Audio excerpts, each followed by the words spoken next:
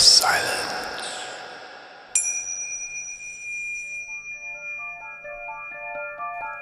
Welcome to the Assembly of Silence Radio Hour.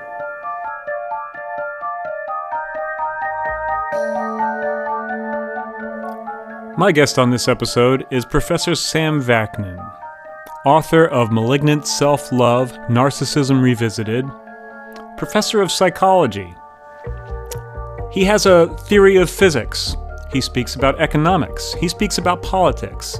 He has an incredibly broad scope and a fascinating and incredibly penetrating way of going about describing the world as he sees it.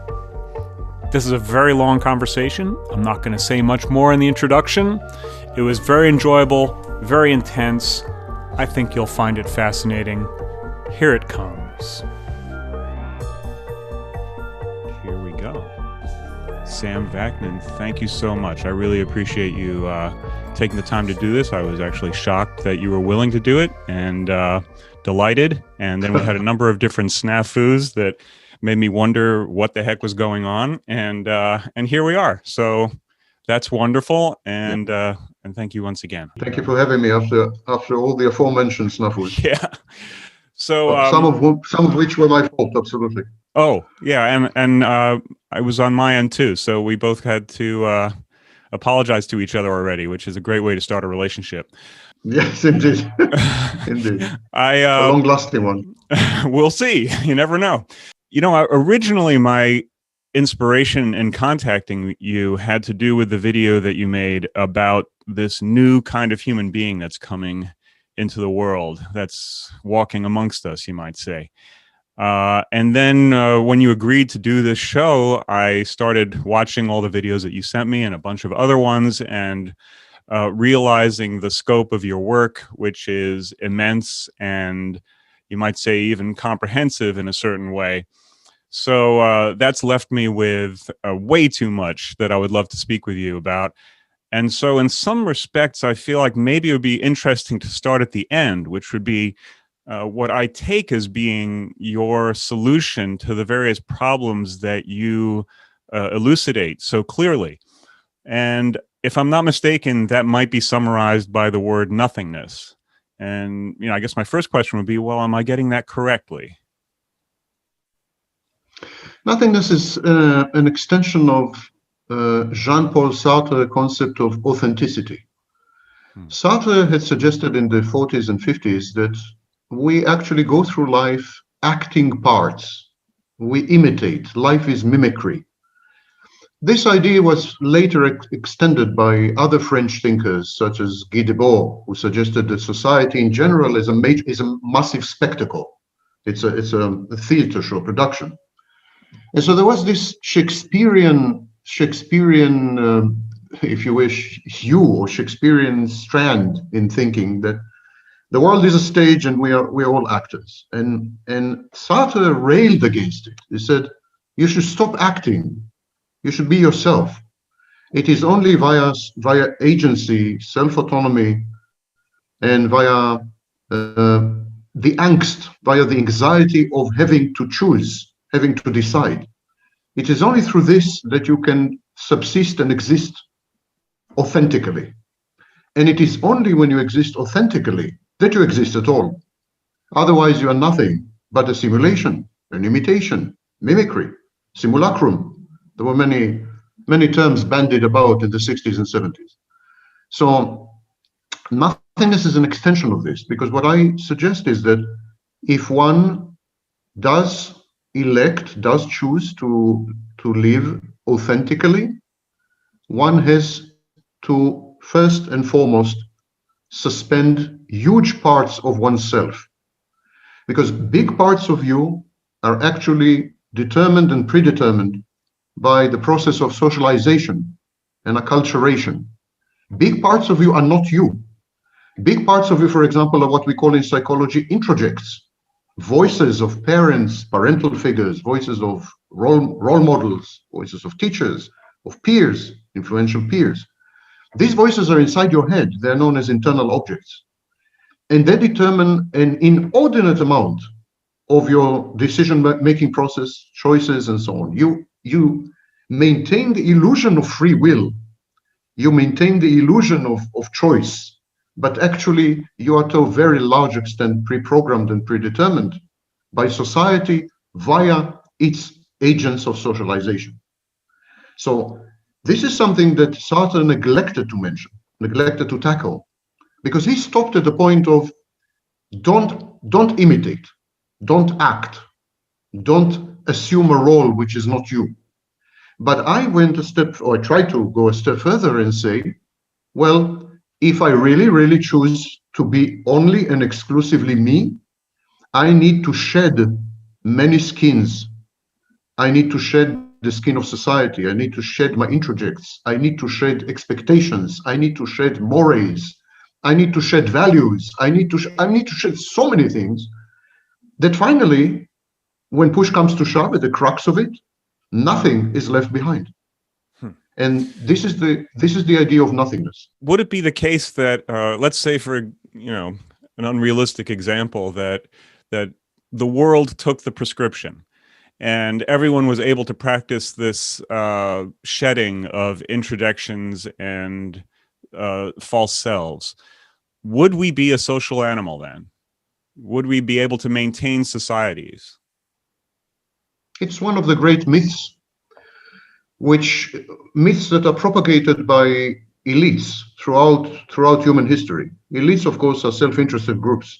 They're not necessarily coordinated as conspiracy theorists would have, but they are self-interested, and the self-interests coalesce and converge. So they all seem to be coordinated, but they're not. At any rate, elites have the vested interest to convince us that the only way to act socially is by succumbing to socialization. In other words, the only way to function in society is to be indoctrinated, not to say brainwashed. It's the only way. And conforming to a limited set of directives, expectations, and so on and so forth. That is, of course, utter nonsense, utter unmitigated nonsense. There is a clear distinction between external variables such as values, mores, beliefs, faiths, and so on, and our capacity to act as social animals. How do I know? Because values and so on change throughout history. They are not immutable. The values of the Middle Ages have nothing to do with our values today. The mores of ancient Greece have little to do with the mores of current day Germany, etc. In other words, these are not fixtures. They are changeable. So we can't say that our nature as a social animal, which is immutable, is biologically determined. We can't say that this relies on things that change every generation. That would be ridiculous. Well, might it be that they rely upon not the specific form of the thing itself, but rather the fact that there is some kind of value or more being practiced or observed to some degree? Our capacity to act as social animals depends crucially on coordination, on synchronization, and on mutual goal attainment. So we do have to negotiate goals. We do have to negotiate goals, that's true. And then we have to settle on procedures for obtaining these goals, securing these goals. But that's where it starts and where it ends. Everything else are artificially imposed layers. And if you study these layers, if you deconstruct them, as was the case in the 60s and 70s, when they deconstructed these layers, they discovered that actually these layers are self-interested, are the outcome of the self-interest of very well-defined elites. They want you to believe in these layers because these layers enhance their wealth, increase their power, ensure their ascendance and control and dominance and hegemony. I mean, these extra layers are not essential, absolutely not essential. Is it also the case that that on some level you might say globalization proves this case, because of course there are many different participants, each of which have a different set, well, not each of which, but there are many different mores and values involved in that process. And I guess to the extent that we might be willing to say that globalization is a success, and maybe it isn't, we could say, well, here's a perfect example of us operating and accomplishing goals without having a common set of values and mores amongst us. I'll come to it in a minute, but before I do, what the elites had done, when I say elites, I mean also intellectual elites, not necessarily the plutocrats, intellectual elites are actually more responsible than anyone else. So what they had done, they had dislocated the reward. They told you, listen, it's not enough to collaborate. It's not enough to secure goals. You need to feel good about it. And the only way to feel good about it is if you listen to us, if you obey our rules, if you adopt our values, if you accept our mores, if you succumb to expectations. That's the only way to feel good about being a social animal.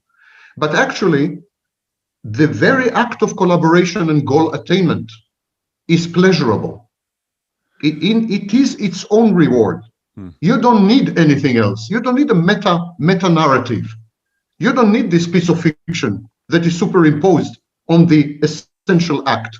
It's like I would tell you, listen, you want to enjoy sex? You can enjoy sex only by doing sex in a highly specific way, which conforms to a set of procedures, etc., etc. That's, of course, ridiculous, because sex is its own reward. It's autonomous of any narrative, That's a beautiful example. Globalization is a great example. And I think the internet is another example. Before it had been corrupted and co-opted, the internet was exactly this kind of idea, that collaboration and goal attainment are their own rewards, and we don't need overriding superimposed narratives to render what we do meaningful and therefore pleasurable. And of course, there's an open question of what is meaning and so on, but generally speaking. Well, how does this interface with what we might call meaning crisis? Because it seems that one of the byproducts of the present age is this sense of aimlessness and lack of purpose that you identify as being one of the primary characteristics of this new human. So is there a way in which we're seeing, perhaps as a byproduct of a globalized world, where there is no clearly defined set of values, and it is primarily on the basis of those who are able to take initiative to achieve their goals, that maybe in that kind of hash, the whole thing ends up with a lot of people feeling like they don't know why they're here or what they're supposed to be doing? Of course, there are some underlying assumptions in your question. First, one underlying assumption is if you don't know why you're here and what it is that you're doing here, that's bad. That's anomaly. That's a problem. That's true. That's assumption number one. Assumption number two is that we can derive meaning and the pleasure of meaning only via meta-narratives or ulterior discourses, such as, for example, religion or the family or institutions and so on. And that is, of course, exactly what the elites want you to think.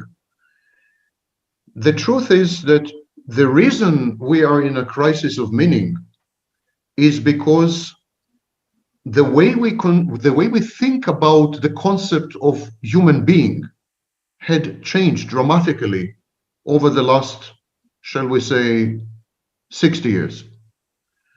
Up until 60 years ago, we considered people, human beings, as the intersections of relationships.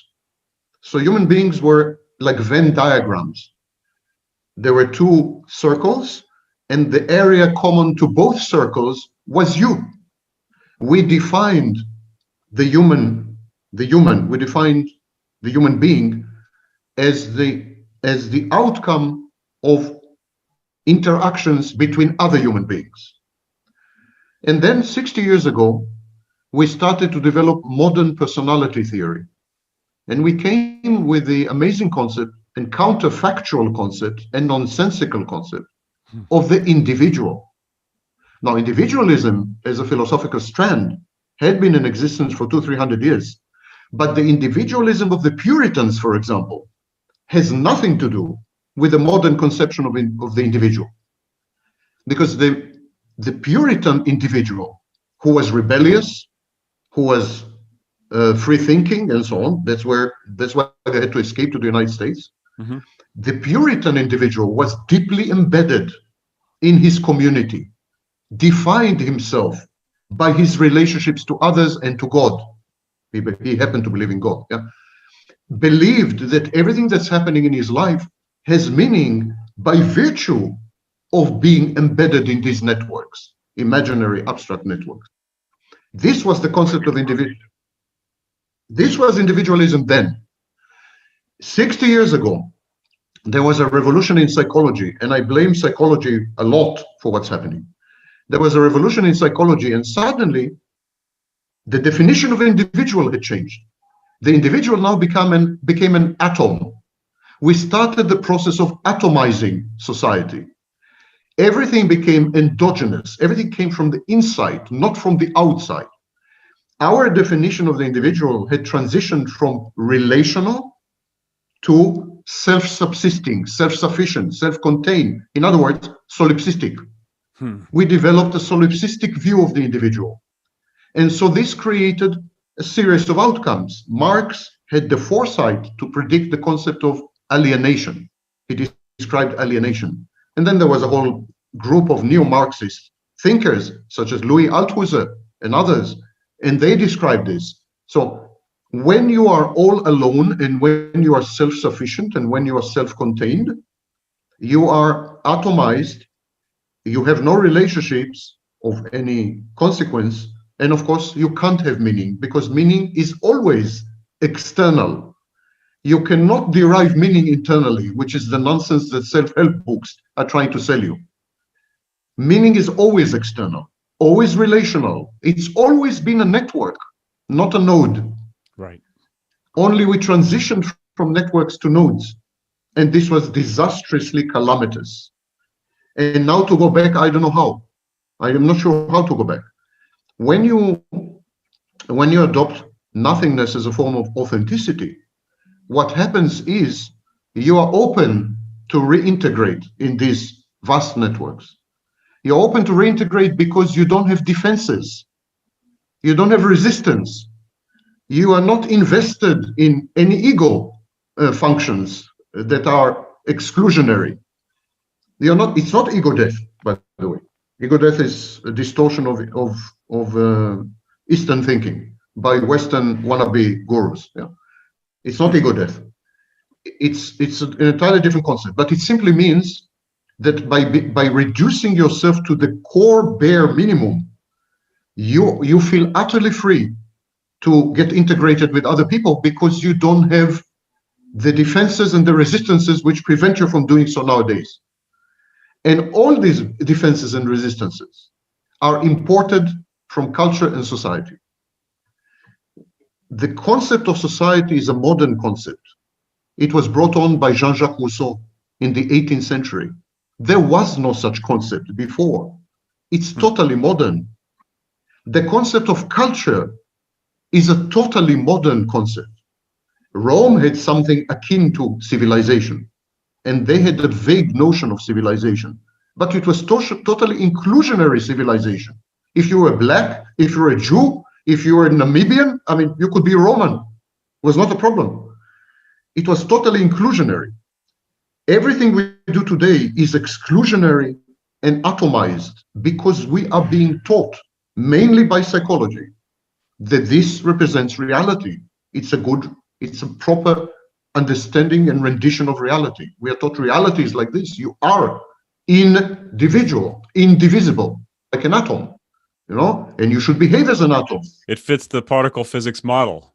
Yes. Are you familiar with Adam Curtis's films? He made a film called the Century of the Self. Century of the Self. Yeah, and that seems to suggest another way of expressing what you're saying, that in some respects psychology was used by the powers that be in order to control large numbers of people, and that's pretty much exactly. Psychology was co-opted. Psychology was co-opted, absolutely. First of all, it became an industry. So there are many billions and tens of billions riding on this proposition that you are self-sufficient and self-contained, that you have magical powers, that if you just put your mind to it, you can do anything and you can make the world do anything. There's a lot of money riding on these nonsensical idiocies, you know? And money speaks, money talks, and bullshit walks.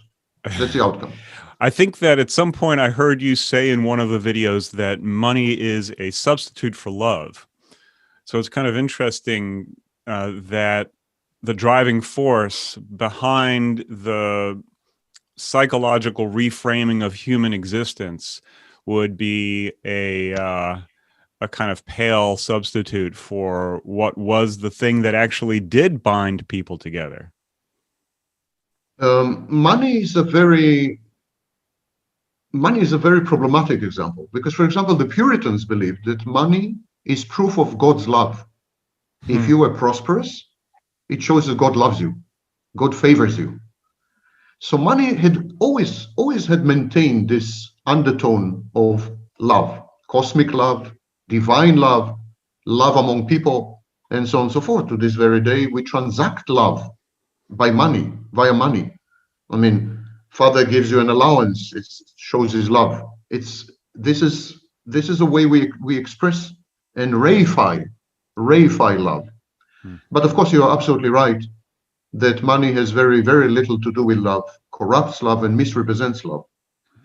Because love is about being separate.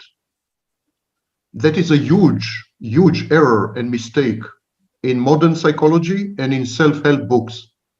The self-help books, especially dating coaches and all the, I mean, they give you the impression that to fall in love means effectively to merge, to fuse with another person.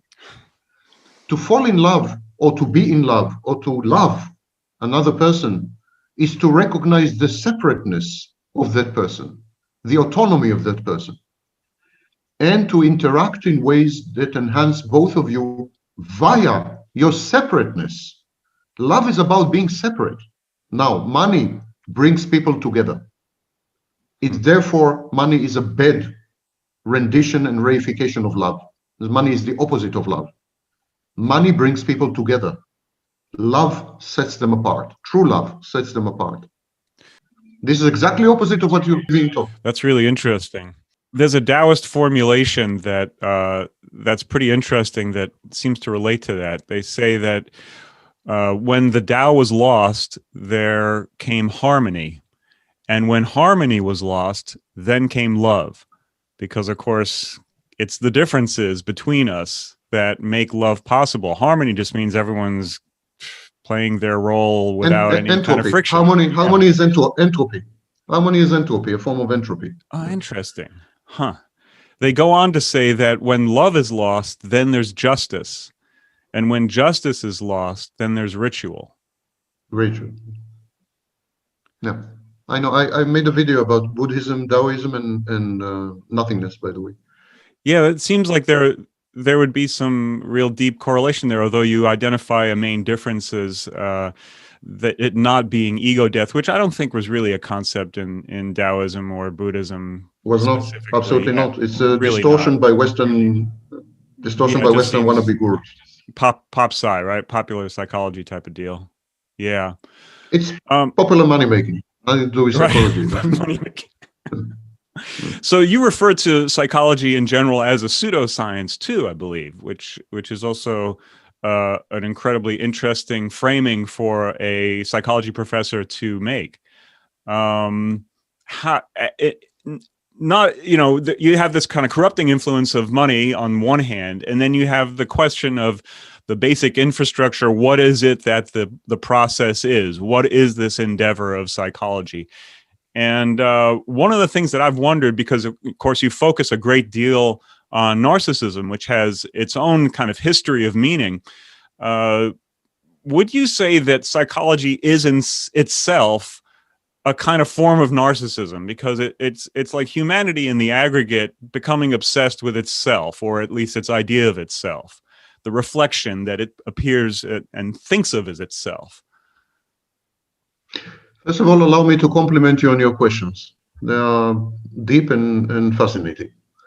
With your permission, it's a fact. Before we go there, and I will respond to your question.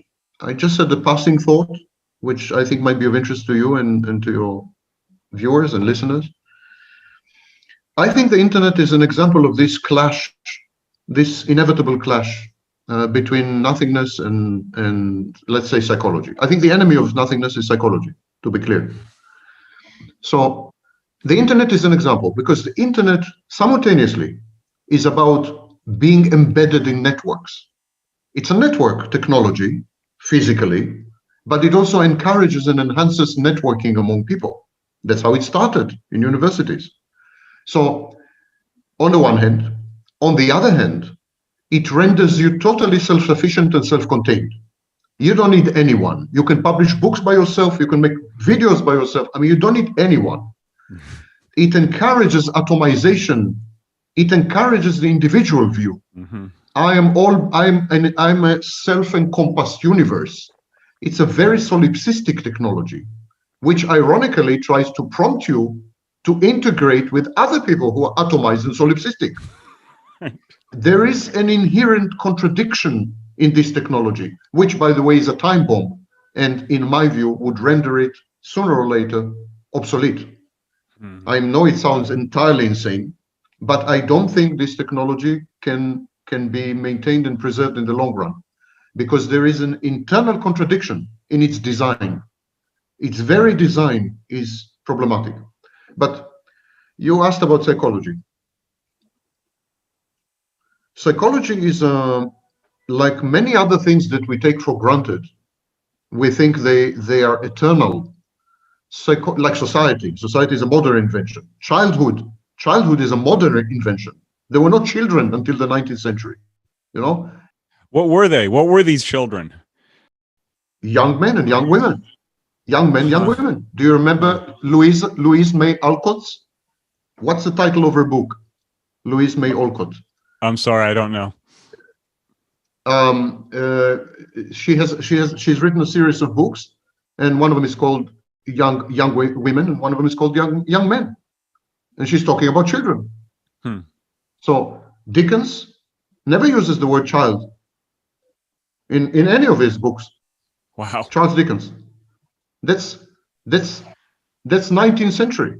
Right. So childhood is a very modern concept. Motherhood is a modern concept. Romantic love is a modern concept. All these things that look to us eternal have been with us since the inception of history.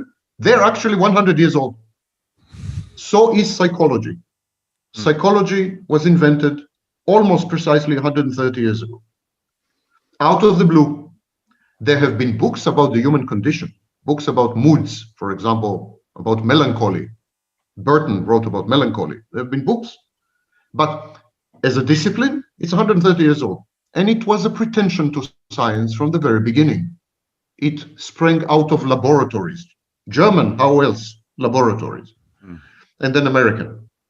So, and Sigmund when Freud, the Americans got their hands on the Germans. When the Americans finally got their hands on the Germans and then never let go for 50 years. And Sigmund Freud thought that he was inventing a physics of the mind. That's why he called it psychoanalysis. It was analytical. He thought it's a science of the mind. So it was all very scientific and very respectable. Sigmund Freud was a neurologist. 7 of the 10 most important psychologists in human history were not psychologists at all. They were pediatricians. They were neurologists. They were anything but psychology. So psychology has many, but has 2 major problems. Number one, it deals with fictions such as the individual, such as the ego, such as the mind, such as consciousness, and it treats these fictions as though they were not fictions, but real life entities. This happens to be delusional disorder under the Diagnostic and Statistical Manual. Psychosis, actually. Psychology is a bit of a psychotic pseudoscience because it deals exclusively with entities that are totally abstract and have no validation in any way, shape, or form, as opposed to physics. I'm a physicist, by the way, by training. As opposed to physics, where we do have abstract entities such as quarks, but we have a lot of indirect verification of their existence, or they are useful theoretical constructs.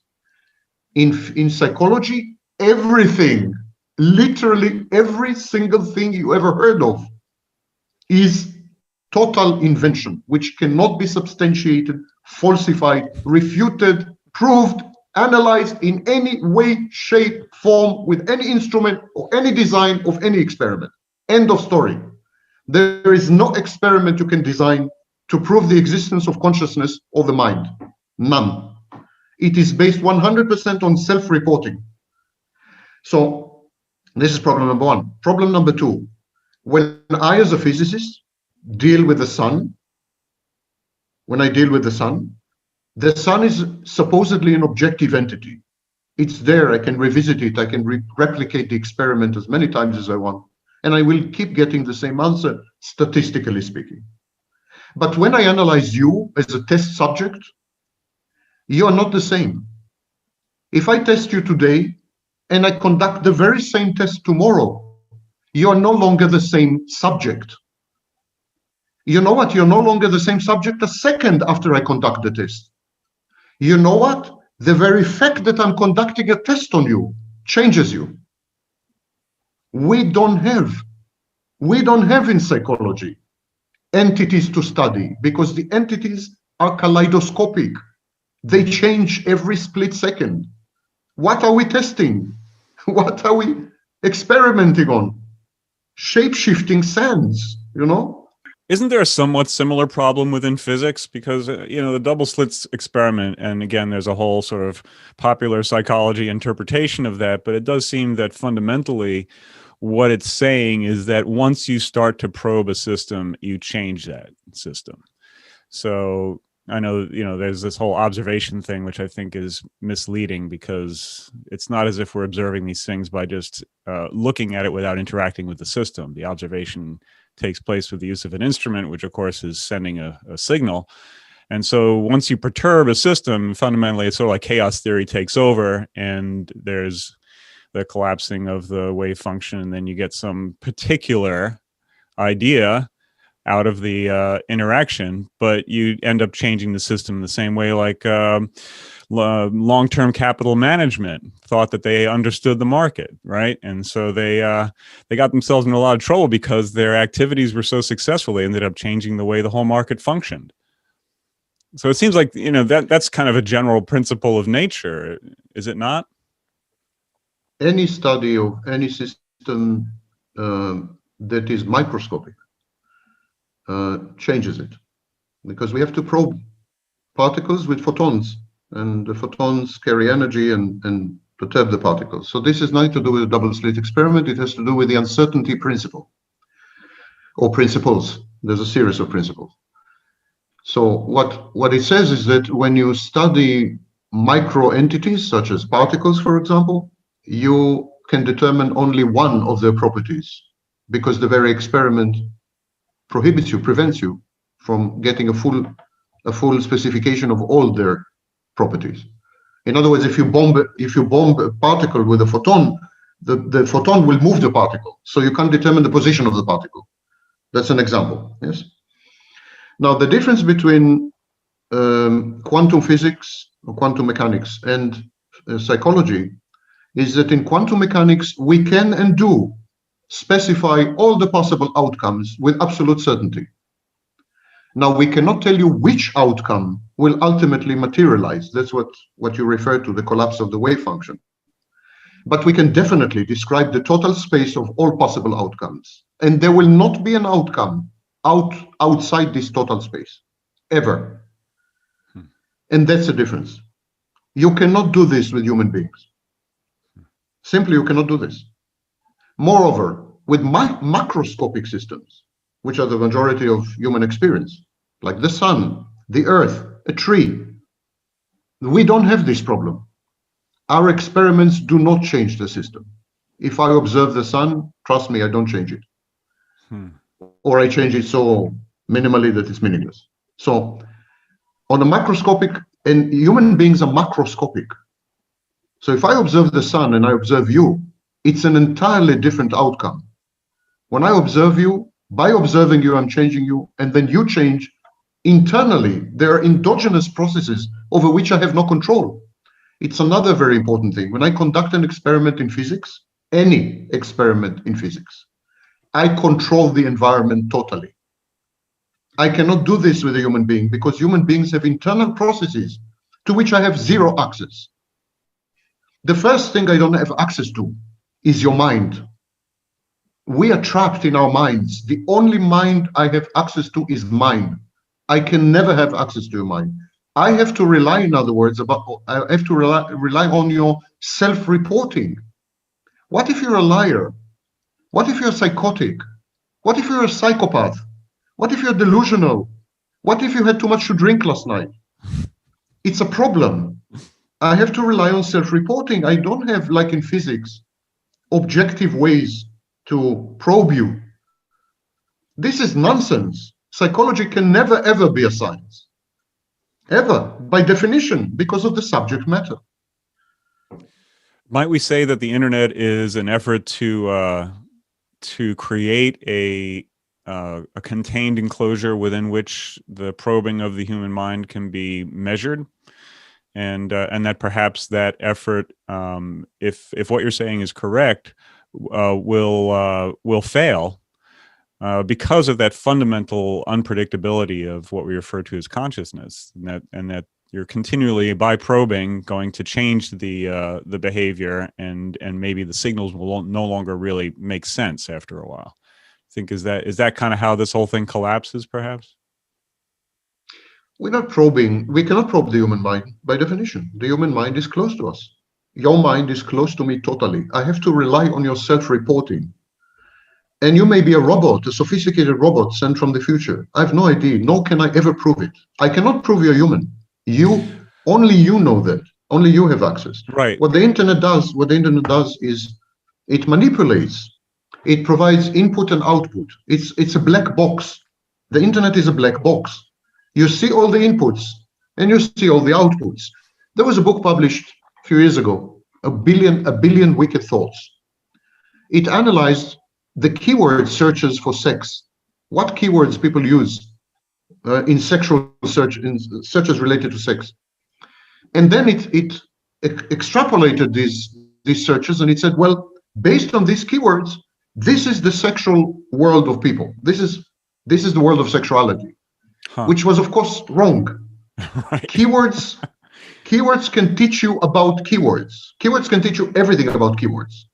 They can teach you nothing about sexuality. So maybe the presumption was that the feedback mechanism, because basically all clicks can be logged and analyzed, would provide another layer of analysis when it comes to a reporting on the state of the being. And I guess suppose, there would be the initial inquiry, what does this mean to you? And you're saying, well, you have liars, you have psychopaths, and that's not going to be. So you'd have more sophisticated experiments where you would measure things without specifically querying about them. So an indirect measurement. And then the fact that, people are on the internet all the time, and so their kind of generalized behavior is being measured. Seems to go a layer deeper, but you're saying that fundamentally it's still just a surface behavioral type of thing, and everyone's aware they're being monitored now, so that probably changes an awful lot of behavior too. You should never confuse input and output with the black box operations. Never. It's like confusing the signal from a television with the workings of the television. Right. The television gives you a signal. It's visual, it's audio, it's captivating, especially if you have Netflix, but it's not television. It's not the television. Right. What do you know about your television? Nothing. You know nothing about your television. The medium is the message. Most people and some disciplines confuse input and output with a black box that's in between. And we have this tendency, by the way, in politics, in psychology, everywhere, we have this tendency to confuse input and output with the real thing. Input and output are never reality itself. They are ways of interacting with reality, but they're never reality. Never, ever. Emergent properties of the black box. So that kind of brings into question the nature of consciousness itself. There's a model that suggests that we are actually more like receivers than generators of consciousness, and that the mind is essentially tapping into some sort of basic attribute of the universe, if you like, as in the same way that a radio is tapping into the signals being generated by a transmitter. Do you think there's any validity to that concept, which is, I think, in some ways integrated with some of the ideas in Taoism and Buddhism? I have no idea what is mind. I have absolutely no idea what is consciousness. I have no idea what is the soul. I don't know what is a spirit. I have no idea what is God. I don't think anyone has an idea what is God. People tend to use words, and words have meaning only if they have lexical definitions, at least lexical, also contextual, also historical, also, but at least lexical. Can you define consciousness? Because I can't. I have a PhD in philosophy. I can't define consciousness. Well, I've taken a crack at it. And, of course, Okay. Ideas, we have ideas about things without not having knowledge about things. So we can, obviously many different constructions have occurred in an effort to try to get a grip on things that we don't know about. And it makes sense to do that because there's so many things we don't know about. The realm of what can be knowable. You have Zizek loves to talk about the Donald Rumsfeld kind of model of knowledge, and you have your known knowns, your unknown knowns, you have your unknown unknowns, and you have your known unknowns. And so most of it is unknown, really, when it comes down to it. And it's hard to say what the percentage would be, but I would hazard to guess that really most of what's going on is in the unknown category, one way or another. So we have to grapple with it one way or another, and constructing an idea, even if it can't be known, is Why? the best we can do. Why do we have to grapple with I it? don't know. I mean, that's the question. I guess we could just abide in nothingness, right? I mean, why do we have to grapple with it? I have no problem going through my life happily without having a first inkling what is mind and what is consciousness. Moreover, if you discuss mind and consciousness without knowing what it is, if you discuss the unknown, you are actually dealing tautologies. You're not discussing mind, you're discussing your discourse of mind. When you're debating with me about the mind and we both don't know what mind is, we're actually debating your contribution to the discourse and my contribution to the conversation. We are, in other words, dealing with language. Yeah. The confusion between language and essence is the bane and the curse of modern non-exact sciences. I mean, psychology, sociology, philosophy, that's the major issue. We talk about things we have no idea of, like mind and consciousness, and then we analyze the things we said about them. And this becomes a discipline. And everyone argues and deconstructs and reconstructs, and everyone is very happy because they feel they're getting somewhere. But they're analyzing the speech acts. They're analyzing the language, not the essence, never the essence. So even if we drill down on the terms, we can't escape that. Is that true? You can't say anything meaningful about something you know nothing about. That's a maxim. I repeat this. You cannot say anything meaningful about something you have no idea about. Can you say something beautiful? You can say, exactly. You can say something aesthetic. You can say something meaningful about what you said about the thing that you know nothing about. So you can have meta levels. You can discuss the discussion, and then you can discuss the discussion of the discussion, and so on and so forth. These are nested representations, self-referential systems. I refer you to Hofstadter's magisterial book, Gödel, Escher, Bach. A wonderful book. If you hadn't read it, I mean, rush by, stunning. One of the greatest magisterial. I could not make my way through stunning book. Yeah, absolutely stunning book. It's one of the things he says. We are actually trapped most of our current thinking is we talk about our speech acts. We discuss and dissect and analyze, and we refer to language as an entity when it's not. So when you and I discuss the mind, you can say something about the mind, and then we're going to criticize what you said about the mind, and you're going to criticize my criticism. But are we talking about the mind? No, we are not. We are talking about what we had said about the mind. Is this the mind? Blind men with the elephant. It goes way back, right? In a way. But there was an elephant there. I'm not sure mind exists. Well, how would we navigate without the cognitive facility? You know, we have something going on here that allows for this interchange to occur. We formulate mind objects, whether they're interjected or formulated ourselves. So something is there, and it certainly provides us with, you know, let's say distraction and entertainment while we're waiting to pass to the grave. So that doesn't seem to be such a bad thing. There's a lot of other things we could be doing with our time. Maybe it would be better, but I find it interesting, engaging, and to some extent enriching. You know, maybe that's just my imagination.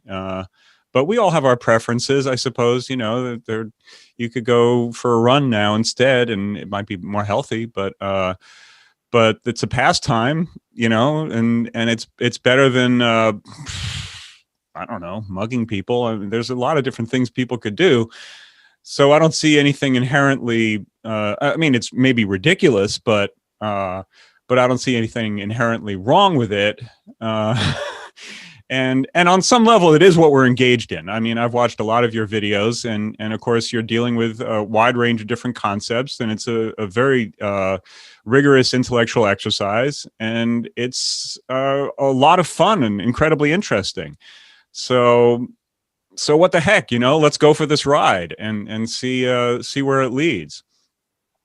Again, everything you've just said has to do with input and output, not with a black box. You just described a series of activities, series of exchanges, words, which are language elements. It's all input and output. We can, if you wish, discuss the input and output. Absolutely. That's a rigorous intellectual exercise because these are entities. I don't dispute that. Our conversation is an entity. The words we exchange, they are entities. They have lexical meanings. They provoke in us, they evoke in us non-lexical meanings as well. Associations, as Freud called them. I mean, all these are entities. But the black box is what you call the mind. I'm not even sure it exists. Maybe, for example, our brains are pre-programmed to react in highly specific way to highly specific sequences of words. If this were true, we don't need a mind. It's a superfluous assumption. So if our brains are pre-programmed, we don't need a mind. Yeah, but of course that's a construction as well. The black box is a black box, and so whatever it is that we're going to say about it. No, that's a brain. Brain is a physical entity. Well, yeah, but I'm saying that particular mechanism. If that's the mechanism that you just described, one possible mechanism. No. That's a scientific assumption, a scientific hypothesis, because I can test it. For example, I can stimulate brain areas when I talk to you and see whether you give specific answers all the time. Well, but how do you know whether you're interfering? How do you know whether you're interfering with the mind or just with the output? Like, you know, the capacity for the mind to forget the mind. I take your brain. Forget the mind now. You don't need the mind. It's like Blaise Pascal when Napoleon asked him. Black box. So there's a black box, and you're probing it. And when you're trying to I'm not probing. You're not listening. You're not listening. Sorry. I'm not probing the black box. I'm probing your brain. Your brain is not a black box. It's an object. Okay, right. So if I stimulate your brain, and every time I say A, you say B, then I know your brain is pre-programmed. I don't think it is. Don't misunderstand me. But I'm saying here's a hypothesis. Right. That can be is a scientific one. It's testable. It's falsifiable, and maybe it's also true. We don't know because we never tried it. When Blaise Pascal gifted his work to Napoleon leafed through the pages and said, "Where's God in all this?" And Pascal said, God was an unnecessary assumption in my work. Huh. This is my answer to you. This is my answer to you. Mind and consciousness are unnecessary assumptions in my work. I don't need them. I don't need them because I have no idea what they are. Exactly as I don't need God and such other nonsense. I don't need these things. There is a principle. There is a principle in the philosophy of science. It's known as parsimony, the principle of parsimony. It's also known as Occam's razor. You need to construct scientific theories with a minimal number of entities and a minimal number of assumptions. Right. If you can explain the world without God, that's a much better scientific theory than a theory that incorporates God. If I can explain everything without mind and without consciousness, I should. That's what a scientist is obliged to do. And the answer is, I can. I don't need the mind and consciousness. And of course, constructs like ego and this, I mean, they are totally, totally fictitious and pieces of literature. They're not science. Well, what about Pascal's wager, right? He, I think, famously said, well, we may not know whether or not God exists, but we may as well assume that he does, because it would be a real pity if we got that wrong. That's the foundation of the insurance industry. I'm always for hedging your bets. It's prudent. Also, that does admit a whole realm of things that we might otherwise dispense with, right? There are always contingencies and possibilities and potentials, and my new work in physics is founded on this very concept of that the reality is a set of potentialities. So there's always a potential for a God. That's not the question a scientist should ask. A scientist should ask, can I explain the world without God? And if I can, I need to dispense with this because it's a superfluous assumption. If it is the case that one of the primary features of existence is something akin to consciousness, then wouldn't a physical model have to take consciousness into account? Because if again, I don't understand what you're asking. I don't know what is consciousness. I can't relate to your question. Consciousness is the thing that makes it different when you're probing a physical system versus a network of human beings. So you have the predictable outcome when you're dealing with a controlled experiment where it's just a physical basis. And then you have this entirely different set of issues that arise when you're probing living things, which have the capacity to produce, well, a variety of responses instead of a particular set of responses. You don't explain scientific problems by introducing undefined terms. That's not the way. So you say, I have problems experimenting with human beings. Let me introduce a meaningless word, consciousness, and that will solve the problem. That will explain it. It's because it's meaningless, it doesn't help. But if we know that there are things that are outside of our ability to understand, then shouldn't we have some kind of representation of them in a complete model? If they are outside our ability to understand, then we cannot have a representation of them because they are outside our ability to understand. You can have some kind of a module that basically says, okay, there's this thing here, and we don't know exactly what it's doing, but it does produce a set of results that are different from what we can physically model. It cannot produce anything. It cannot produce anything if you cannot prove its existence and understand what it is. It's a meaningless sentence. I'm sorry, I'm a scientist. You know, I completely understand, and I think this is a path that we would, kind of continue to just, not be able to come to any kind of real meaningful agreement about, but a really fascinating area nonetheless. But let's just move it along for a little bit. Sure. One of the things that you're talking about a lot is the extent to which narcissism in particular, but if I understand what you're saying correctly, a variety of mental illnesses is kind of an epidemic. We're seeing a pandemic, if you like, and this is the model that you use. You explicitly say that this is very much like a virus and that humanity is infected with a variety of mental illnesses. And And so, the question that I has to do with, if you have a society which is increasingly mentally ill and doesn't really necessarily recognize it, and that this is happening at the highest levels of society, then, is the species essentially mentally ill? Are we an insane species? Is humanity insane? Have we lost our minds? Yeah. Here's the conundrum. If all of us become mentally insane, that would be sanity. Psychology is based on statistics. We use the word normal. Normal is a word borrowed from statistics. So if all of us become narcissists, narcissist is the new normal. And then if you're not a narcissist, you're mentally ill. Right. It's as simple as that. So is that akin to entropy? It's akin to zombie apocalypse. If all of humanity becomes zombies, the few remaining humans would be considered misfits, miscreants, and probably relegated to mental asylums. Is this a historical process that repeats itself over and over again? Are we continually kind of losing our minds and then, you might say, ratcheting up the level of insanity? I would put it differently. We, at different times, different periods, in different places, different cultures, different societies, we have differing models of normalcy, of what is normal. So, for example, in Nazi Germany, it was utterly normal to be a psychopath. And it was a positive adaptation. And if you were not a psychopath, you were mentally ill. For example, if you were helping Jews, if you were helping the Jews, hiding Jews in your home, you're insane.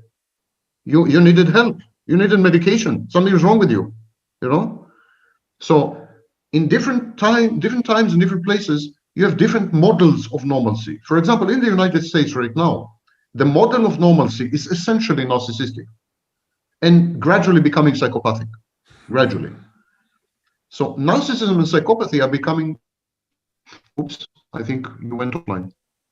You see that as being circumscribed to the United States, or more of a global type of process? Well, the United States is global. I mean, there are transmission vectors via mass media, social media, and so on, which are essentially American, controlled and American inventions. And so these transmission mechanisms are very fast, and the globe is infected with the American disease. Absolutely. But yes, it started in America. It's the American virus, not the Chinese virus. But this is the new normal. And in July 2016, the magazine New Scientist, which is a relatively prestigious popular science journal, had a cover story. And the cover story read, "Parents, teach your children to be narcissists." Really? So it's like a positive adaptation. And we are talking about high-functioning narcissists, and they are academics, scholars, who suggest that narcissism and psychopathy are evolutionary adaptations that help the entire species and should be encouraged. So, for example, there's someone like Kevin Dutton, Michael Maccobie, many others, and they say that it's good to be a psychopath in certain professions. Military leaders, surgeons, corporate leaders. It's good to be a psychopath. We need psychopaths in these positions. So it's getting glamorized, glorified, and integrated into mainstream thinking. Soon, really soon, and I think the pandemic is a catalyst. Really soon, people who are not narcissists and psychopaths, they will be considered to be loser betas, losers, right? Misfits, ill-adapted. So what does that say? I mean, are you? Is your project to cure the world of narcissism, or are you essentially saying, well, this is just the way it is, let's all be narcissists? Because in some respects, it would be ill-adaptive to cure yourself of the illness, right? Right. Imagine the following scenario. Donald Trump comes to me for therapy. He sits in the chair. I'd love to see that, by the way. Says, right, so would I. He sits in the chair facing me, and he says, "Sam, I need your help. I'm really feeling bad." I said, "Donald, your problem is your narcissism. You should get rid of your narcissism." And he's going to ask me, "Why is that?" So because your narcissism is self-defeating, is self-destructive to you and to others. He said, "Yeah, you're right. My narcissism took me to very bad places. I became a major reality star TV and made hundreds of millions of dollars Then I became president of the United States. Really, it's very, very self-defeating, my narcissism. Yeah. How? Give me an argument to convince this guy that he needs to get rid of his narcissism. There's none. Of course, we don't The truth really is, there's know. none. We don't know what the substance of his existence is. We don't have access to his, let's say, mind, right? So we don't really know whether it's as great as he. I mean, of course, he would say it was great, right? It's just wonderful, but Right. we don't Mhm. really know. You see the problem of self-reporting. You don't have access to his Yeah, mind. exactly. You have to rely on his self-reporting. Absolutely. Yeah. So there's an interesting idea that I've heard expressed by a number of people that describes the difference between being and existing. And that the root of the word exist is actually exist, which means outside of being. So to exist is to not be, which seems to correlate quite nicely with a lot of the narcissistic characteristics that you described. And so the question is, to what extent could someone find a satisfactory mode of being within existence? That's maybe a kind of tormented way of expressing it, but are you looking up the term? I get the feeling I'm being checked right now. No. Okay. I'm trying to find out why your connection keeps failing. Yeah, I went to my router actually. I was checking my router. Yeah. We are Okay. beyond the hour period. I want to be respectful of your time. I don't know if you want to continue for a few minutes. No, don't worry. Yeah.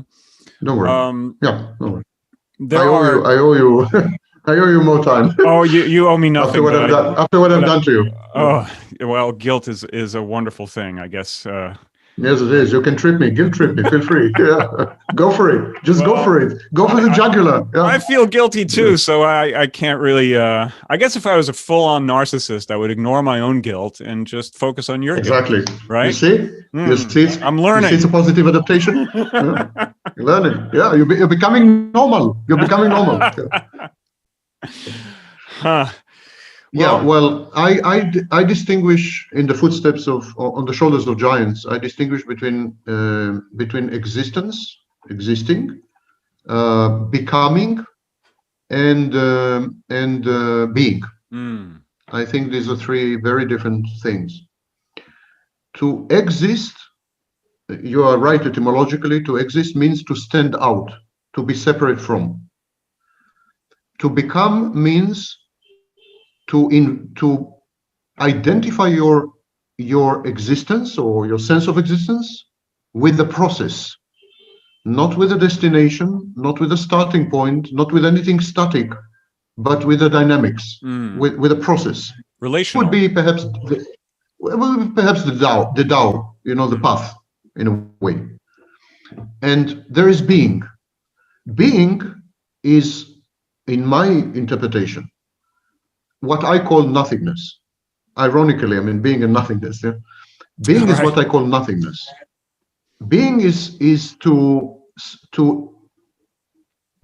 have a core that is simultaneously undefined by the outside and totally related to the outside. The ability to relate to the outside without letting the outside define you, which very few people can and do. So this is the ultimate. This would be enlightenment, if you wish, right? Which very few people attain. Now, the vast majority of people exist today, especially because of narcissism, grandiosity, entitlement, social media. People exist more than ever. In other words, they try to stand out more than ever. There's selfies, there's this, TikTok, they are invested heavily in existing. And the thing with existing is that it is static. Even the Latin source is static. It's a static verb. In Latin, you have static and dynamic verbs. So it's a static verb. It's static. So when you're on TikTok, when you're on Facebook, when you put a selfie, you freeze yourself. Right. You freeze the moment. And so you're static. Then you have becoming, which is a dynamic process which hopefully leads to being. And most people who are a bit more advanced are in the process of growing and maturing and so on. They are involved in becoming.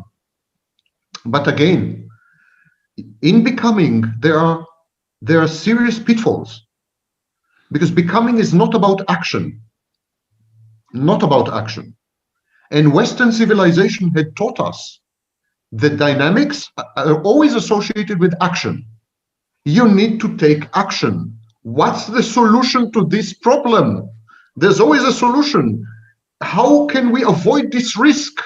We should avoid all risks. You know, it's like a proactive approach to reality. It's like action is the dynamics. But of course, becoming has nothing to do with action.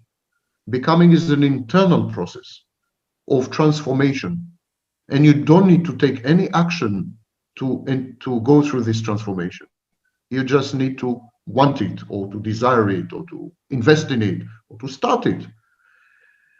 And so there is this confusion with action.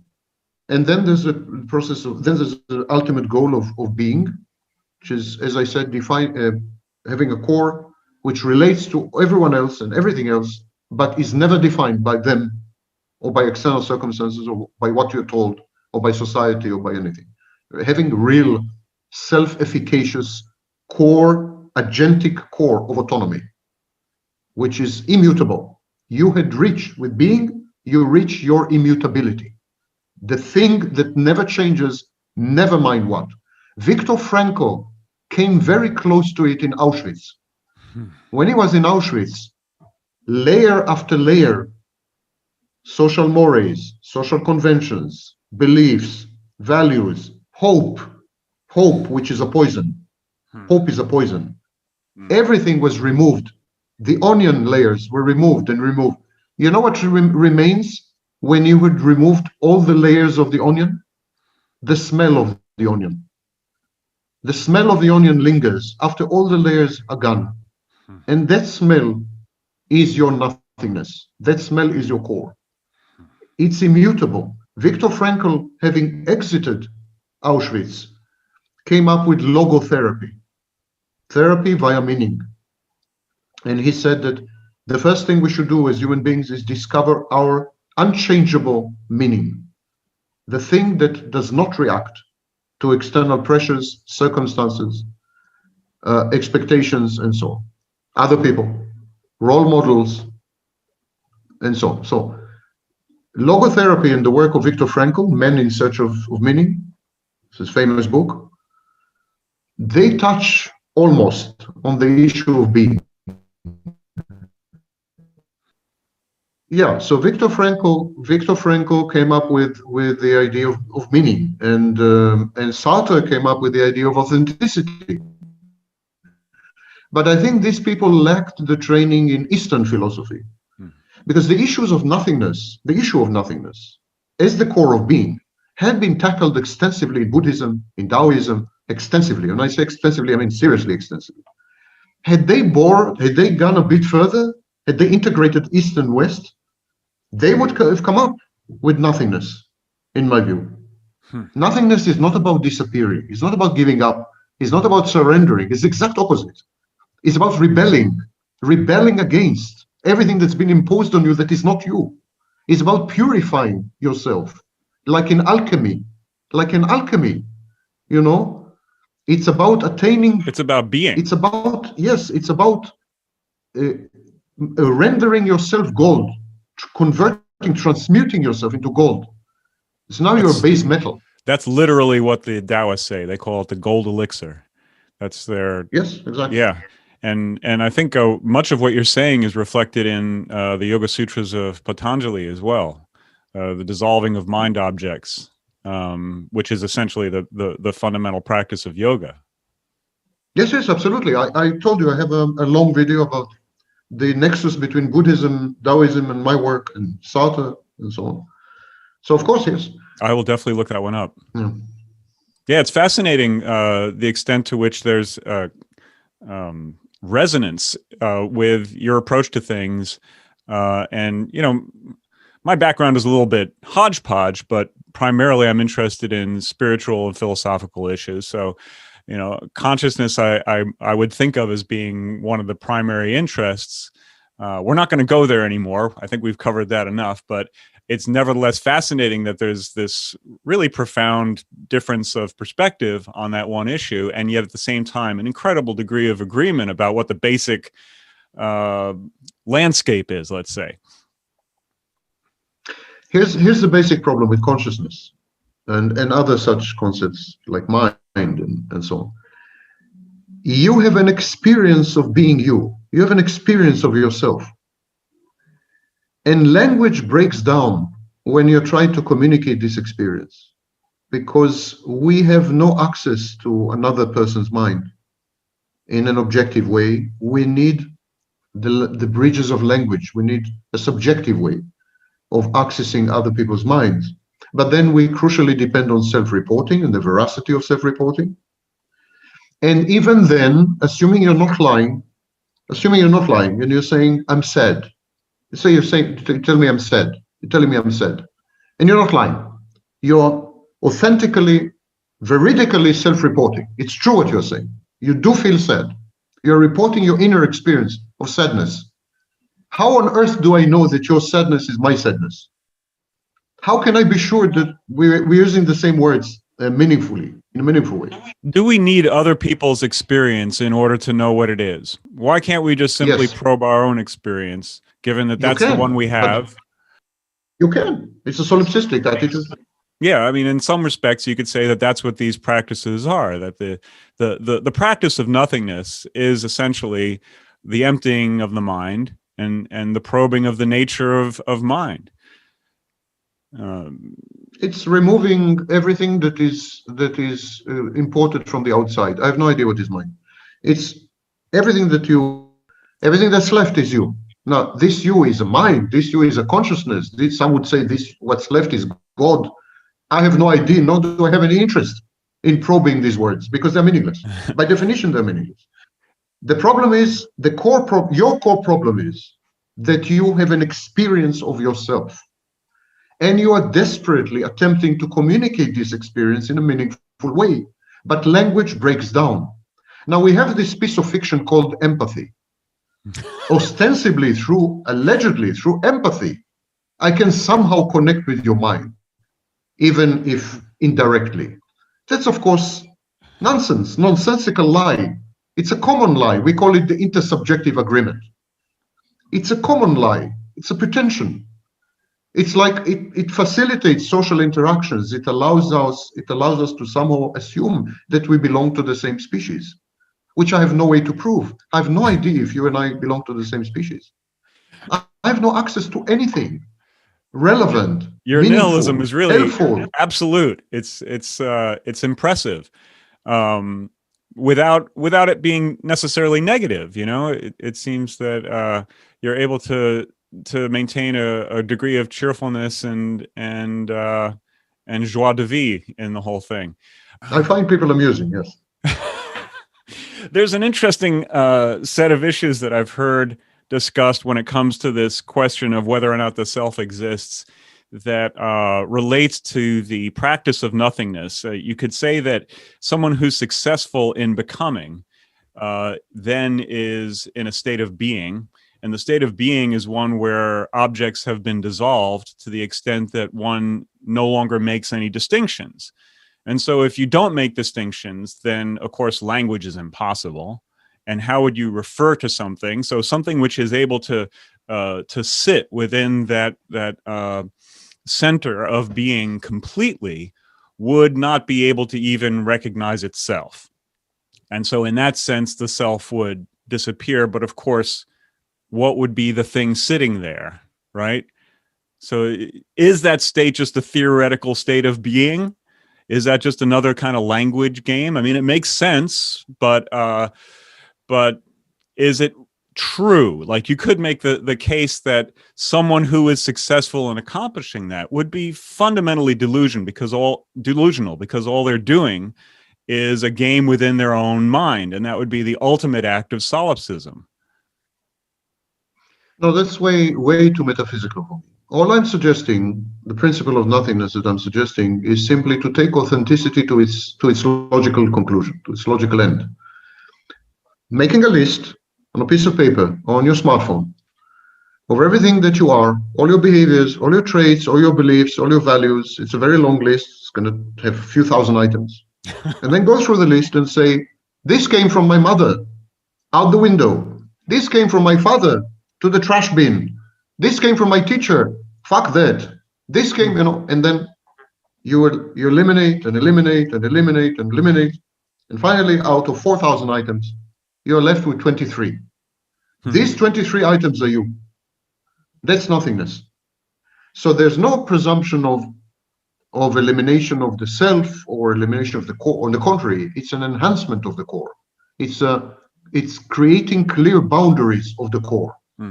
It's realizing where the core ends and the world begins, and not allowing an incursion, not allowing an invasion of the world into your core. Exactly the opposite. It's strengthening the self, strengthening the ego. That's why I'm saying it's the opposite of ego death. It's ego enhancing, strengthening it so that you can cope with the world on equal terms and reintegrate yourself in it without losing that which you had discovered, your core identity. Today, if you want to interact with the world, you have to sacrifice your identity, parts of it or all of it. Right. And I'm saying choose nothingness. Never compromise on your core identity. Integrate on equal terms. That's all. It's an agentic proposition. Be an agent. So the corporate aspect of modern existence seems to be a huge factor when it comes to the interjection of impositions on people. And the extent to which the world functions right now, it seems to be on the basis of these large aggregates, the corporate aggregates. What you're saying is very anti-corporate, very anti-elite, because of course the elite are deeply intertwined with the corporate networks. And this brings to mind a set of ideas that of course are only ideas. They're just abstractions, but nevertheless, I find really interesting to consider the possibility that this is something that was reflected, or that is a reflection of a process that life underwent in its inception. That in essence, the aggregations of cells in the early part of evolutionary history were corporate entities, and that the necessity of each cell collective for each of its members to fulfill particular functions was a limitation on their ability to innovate and become other types of beings. And so we're perhaps at a fork in the road right now with our species, where part of the species is going to head into ever more restrictive corporate structures, and there will be some remnant of what we presently and still sort of cling to as this idea of humanity. Does any of that resonate with you? Specialization. Specialization has been with us forever. There have been shoemakers and blacksmiths, and they were highly specialized. A shoemaker would be very bad at creating swords, and a blacksmith would be horrible at fixing shoes. The specialization has always been with us. We've always been reduced to functions. We've always been identified with functions. Actually, the situation had been much worse earlier in human history, because when you ask someone, who are you, they would give their profession. If you ask someone, who are you, they would say, I'm an industrialist. Mm-hmm. Right? So your specialization became your identity. Now we are shedding this. We're shedding this. Because I ask you, for example, who are you? You wouldn't say I'm a podcaster. You would say my name is Noah and I'm this and I'm that. I mean, you talk a bit about yourself. So I'm more optimistic in this sense. I think we are shedding the shackles of specialization and becoming again human, more human. So you're an optimist about the future of humanity? No, I'm optimistic about the collapse of what you call corporate structure. I'm optimistic about the collapse of specialization. I think many of the features that started in the 19th century are not going to survive into the 22nd century. And one of them is the hive mind. The hive mind, where we are all ants or bees in colonies. And each one of us is specialized, a warrior, a queen, this or that. I think this is going to die. I think everything is going to become much more distributed, much more network-like. I think the pandemic had accelerated this because it forced people to work from home and forced corporations to create virtual networks of people rather than confined office spaces with specialized niches. So I think pandemic is catalyzing this very interesting outcome. So I think a lot of what we take for granted today is not going to survive within a few decades. And we're going to see loose coalitions, loose self-assembling coalitions of people collaborating on specific goals and then disassembling and reintegrating with others to pursue other goals. And these goals may not even have anything in common. So you'll spend 3-4 years in a loose coalition with other people pursuing a financial goal. And then you will switch to another network and go do anthropological research in the Amazon. And then come back home and do gardening. So I think it's going to be a lot more fluid, a lot more loose. One of the things we're beginning to lose is the quantitative approach to life. We have alternative models of economics now that place an emphasis on well-being rather than, for example, gross domestic product. Several cities in the world, like Amsterdam, are implementing economic models that pay no attention to the bottom line at all, but pay a lot of attention to people's happiness. So we are even transforming our economics. So our economics we created economics as a very materialistic thing, number-oriented thing. How much did the economy grow? Never mind, everyone in the economy is dying of unhappiness, but how much did it grow? Right. And what's the bottom line? What's happening to profits? There's a lot more social responsibility, etc. I mean, corporate social responsibility. There's a lot more stakeholder activism.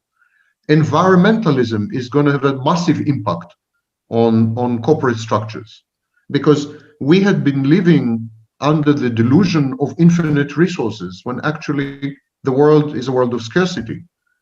So scarcity is kicking in and it's going to destroy everything we had constructed, which we thought was forever, like corporate structures. In this sense, I'm very optimistic. What I'm very pessimistic about is how psychology pathologized our minds and made us believe that we are atomized, that we are unrelated, that we can survive on our own, that we are self-contained and self-sufficient and we need nobody, that we should be proud of these qualities, which are essentially antisocial qualities. In other words, psychology eulogized, glamorized, and glorified psychopathy, simply put. So we ended up with billions of psychopaths, mini psychopaths, budding psychopaths, nascent psychopaths. And this, by the way, challenged also the concepts of gender. Gender is a collective phenomenon. It's not an individual phenomenon. It's a social cultural construct. But when you atomize people, there are no genders anymore. So now we ended up with the gender war. It's a disaster zone. If you try dating, you will see what I mean. It's a bloody disaster zone. It's a battlefield. So we destroyed gender. We of course destroyed institutions, because institutions are collective, and people are not collective now. They're atomized. And who needs institutions anyhow? Why do I need you anyhow? The hell with it. I could have recorded this whole conversation on my own, and I would have had even more time because you took some of my time. Why would I? You understand? That's the thinking. I'm at home. I have Netflix. I have pizza delivery. The hell with the world. So we see very frightening phenomena. Dating among the young is down 51% in 10 years. It's replaced with hookups. Hookups is consumerism. We consume other people's bodies. We masturbate with other people's bodies. 20% of hookups are with anonymous people. The participants don't know their names. This is total masturbation. Yeah. So dating is down 51%. Relationships The concept, the framework of relationship is down. Marriages are down. Child rearing is down.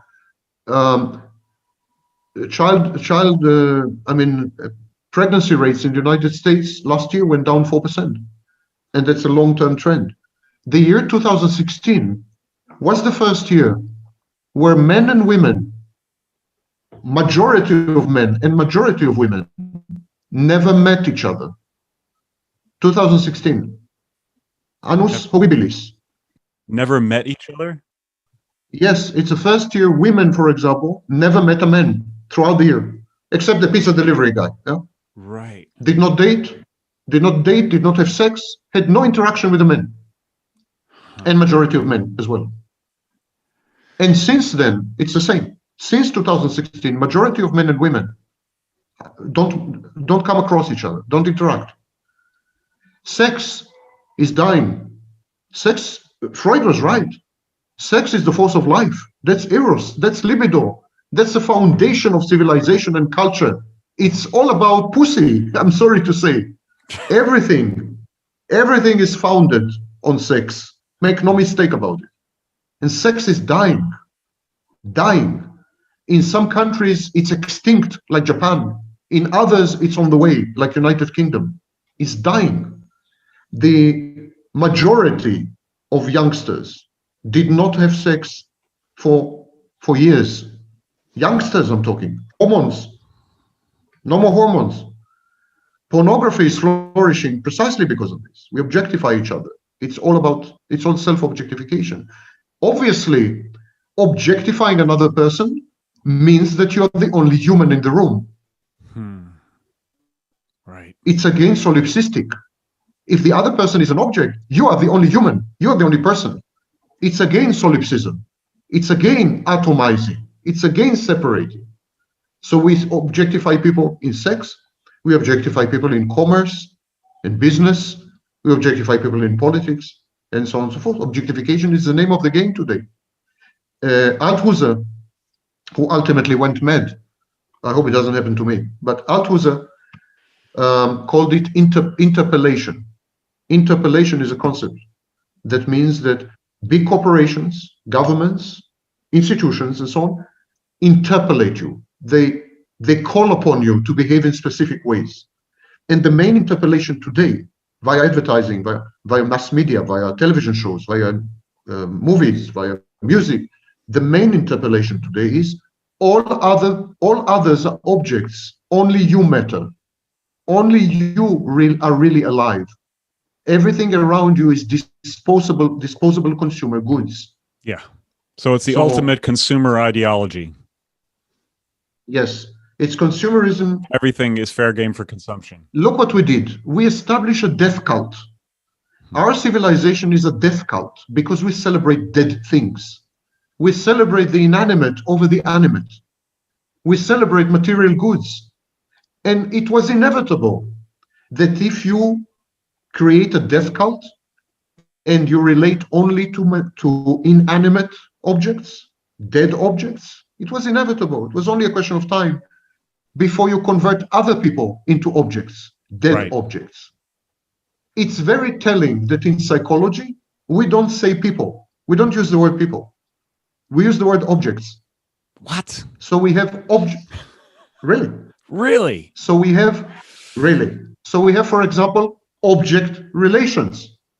Object relations, which is a major school in psychology, means relationships with other people. But we don't say people, we say object relations. So we have objectified other people because we are not used to cope with life. We are used to cope with death. Freud called it thanatos, the force of death.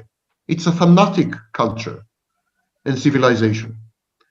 We had thanatic civilizations before, of course. The ancient Egyptians were obsessed with death. Romans were obsessed with violence and aggression and power and so on. These were thanatic civilizations. We had them before.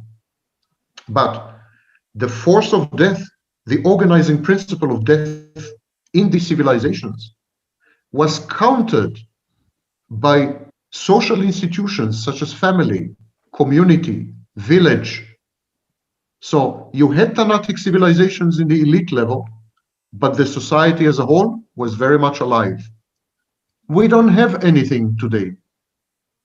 We don't have anything to counter the force of death that imbues us, because we have no families, we have no communities, we have no institutions, we have no villages. No child is raised by any village anymore. We have nothing to fight back the rising tide, the rising dystopian tide of death that we had brought upon ourselves by worshipping objects, by creating a religion of objects. And Heinrich Heine, famous poet, said, people who burn books will end up burning people. Right. And people who objectify objects or worship objects will end up objectifying people. And that's where we are today. That resonates with the ancient law of not worshiping false idols and of not creating, don't make the graven image. Because yes, because they're dead representations. Yes, because a monotheistic God keeps saying, I'm a God of life. I'm the God of life.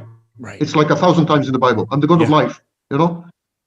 And the transition, by the way, from life to death was Christianity. Christianity had made this transition between religions of life and a religion based essentially on death. Death and resurrection, mind you, but death is a singular feature in Christianity. And in this sense, there is an affinity between Christianity and ancient Egypt. And no wonder many scholars had discovered that the whole story of Jesus is essentially an Egyptian story or a Persian story. These were death cults, death civilizations. So Christianity brought death back to the equation. In Judaism, for example, death is a contaminating force. If you touch a corpse in Judaism, you should wash yourself and sequester yourself, isolate yourself for days on end. So even the Torah, which are the scrolls of the Pentateuch, even the Torah, because it's a dead object, contaminates. If you touch the Torah, really, you have to wash yourself. Yeah, because it's dead. It has the words of life in it, but it's dead. It's an object. Wow. Judaism had rejected death in all its forms, but Christianity brought it back into the equation big time. And now we're stuck with this because the transition was inevitable. If you glorify death, then dead objects are not so bad. They can bring resurrection. If you consume dead objects, maybe you will be resurrected. So death becomes identified with happiness, becomes identified with self-invention and self-reinvention, becomes identified with renewal. Death becomes identified with renewal. It's very sick. Our civilization is unusually sick. I can't recall in all of human history something that sick, that pathologized. I wonder to what extent this most recent phase has been instigated by the bomb. It seems that in some respects, what happened with the nuclear détente was a deferring of what would have otherwise been mass death.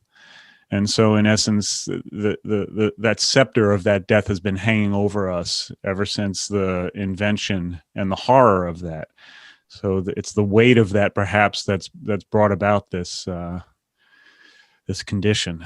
No question. And I think the second nuclear holocaust, so to speak, was climate change. So I think we first had the nuclear bomb, which threatened extinction of the species. And now we have climate change. And we are told by scientists that it threatens the existence of a species. Should we believe these scientists? I think some of it is hyperbole, but I think the foundation is solid. Climate change, if it doesn't destroy us as a species, is going to alter our way of life so dramatically that you might as well be dead, you know. So right, we keep having every 50 years these existential threats, you know. And of course, the young generations are disheartened, hopeless. Of course, they resort to drugs, objectified sex. I mean, what's left? You wake up in the morning to what? Right. I just made two videos, one about the hookup culture. Shocking things, what the young are saying about their sex lives. I was shocked, and it's not easy to shock me. I was utterly shocked and heartbroken how the young see intimacy, sex, relationships, family, and so how they see it, the way they look at these things. The hookup culture. You can watch my video if you're interested. I made a second video about these topics very recently, and so we are threatened with existential threats every 50 years. Young generations are giving up. And I asked the question, would you want to be young again? Because you know what? I remember my grandfather saying, I wish I were young. I remember my father saying, I wish I were young. I remember myself saying, I wish I were young. But would anyone in his right mind today would say, I wish I were young? No. Well, would anyone in their right mind say, yeah, this is a great time to have a family? For example, which is part of being young. Yes. So in some respects, really what we're confronted with here is, this is a good time to die on some level. If the trends are heading towards what, we both seem to see is the train wreck coming, then what is a graceful way of the thing will be deleveraged by people getting out of here gracefully and not making a big fuss about it. Because if it goes the way we normally do, then there's going to be nothing but chaos and disaster and horror. So it seems that, I had this sense a while ago that being ready to go is really the best thing that we could do. And to find an elegant way of doing that without perturbing the system even further. I think one thing we need to understand is what we consider as dystopia or dystopy. The young consider normal. It's exactly like Nazi Germany, where psychopathy was normal. The young don't regard hookups as dystopian. It's just the way things are, So what was the most disturbing thing about their point of view on this, just to give us a flavor? Exactly this, that they regard it as normal. Right. Exactly this. Yeah. And how could they not? 44% of them, 44 to 59% of them get drunk to the point of blackout on a weekly basis, and then have sex with people they don't remember. And then make sure never to see these people again through a variety of social rituals and procedures, never to see these people again. They consider intimacy inappropriate and disgusting. It's an inversion of anything human. And I'm not saying this is an okay boomer. It's not an okay boomer statement. That's a neuroscientific statement. Right. Because our brains and our hormonal system are constructed specifically and explicitly for intimacy, not for hookups. I'm sorry, that's not natural for humans. And this is not a value judgment. It's not to say, well, I'm an old man, I don't like hookups. Hookups are not normal. They are sick because they contradict fundamentally everything we know about the brain, about our bodies, about hormones, and about psychological processes. So you're talking about state of existence. We're talking about people whose own behavior is plunging them ever deeper into a more miserable state of existence. Yes, into a pathology. Yeah. Hookups are intimately connected. Hookups are strongly connected, strongly correlated with lifelong depression and anxiety rates and substance abuse. Fact. These are facts, not values. It's not relevant that I'm a boomer. I could have been a computer. These are facts. Right. We are destroying ourselves. We are destroying ourselves, and we are not doing it elegantly, as you had suggested. Right. But you must accept and understand that the people who are in the eye of the storm The people in the hurricane, in the twister, they think it's normal. They think the world is a twister. All the world is Kansas. And there is a Wizard of Oz. And it's all very normal. The midgets, the dwarfs, the lion, the tin man, it's all very normal. It's a par for the course. It's it's pedestrian. They don't see it the way I see it. Because I have the vantage point of many decades. I have a point of comparison. I can compare. They're incapable of comparing because they were born into the dystopia. Right. They can't see outside the box. I've heard you refer to yourself on a number of occasions as a dinosaur, and I think I'm probably about, maybe a little bit younger than you, but somewhere you in look the a lot younger than me. Yeah, I'm 55 or something like that. Somewhere. Oh my God, you look a hell of a lot younger. Yeah, I don't know how that happened, but there you go. You didn't let life touch you. Well, it has anyway. Looks are deceiving, right? I don't think I'd be thinking this way if it hadn't touched me. That's quite true. Yeah. But your solution of buying out gracefully, it wouldn't resonate with the young because they don't regard the world as abnormal. Right. They see no reason to bow out. Right. Yeah, that makes perfect sense. And I think if I remember correctly, you mentioned in a number of places the degree to which envy plays a role in driving human behavior. And so in this kind of protracted state of existential crisis that they don't identify as an existential crisis, but nonetheless is a poverty-stricken state of existence. And we're talking about existence, exist, right? There would be a pathological level of envy for anyone who would have actual love, right? Love would be seen as something that was inadmissible and kind of, it would be like Invasion of the Body Snatchers, Are we there yet? Is that also? I thought so until I read the literature. So my video on hookups contains the summary of 91 studies. Some of these studies, 30,000 people over 21 countries. So these are very substantial studies.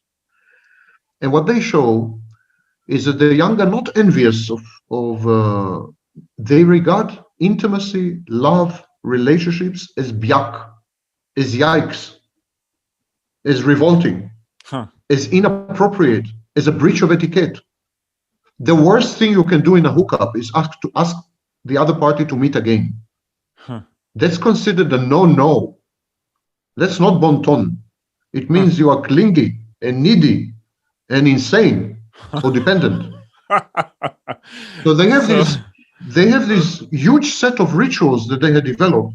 Watch the video. I mean, I was mind boggled. They developed this set of rituals to signal to each other, don't worry, I'm not going to ask to see you a second time. It's just sex. So, for example, they drink ostentatiously.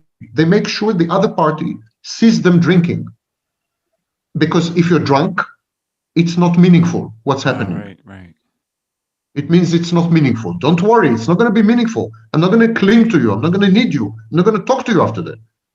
Just put your penis in my vagina and everything will be okay. That's all I need. So it's very clinical. Perhaps this could be seen as a reasonable adaptation in an evolutionary sense for a species that has basically hit its maximal capacity, that we really can't afford to have meaningful relationships where a lot of children would be produced. We need to kind of pare back on that. And so in some respects, this might be a helpful adaptive response. On the species level, yes, but it's very destructive to the individual. It seems incredibly tragic. On the species level, yeah. Do you think that this new the neo-humans, perhaps we might call them, are it's from what you said earlier, I would imagine that they will soon produce their own psychologists that reify that mode of behavior. Would that make sense? The new humans, Homo sapiens 2.0, they are binary. They're dull. Everything I'm saying again is not okay boomer. Every word I'm saying is based on studies and research. Hmm. They're dull in the sense that their emotional landscape is stunted and they are unable to label and identify their emotions. So they feel bad or they feel good.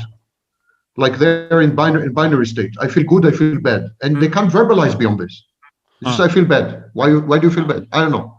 And so this is the first thing. Second thing, when they do experience emotions, it's mostly negative emotions. So anger, envy, and so on. So they experience negative emotion.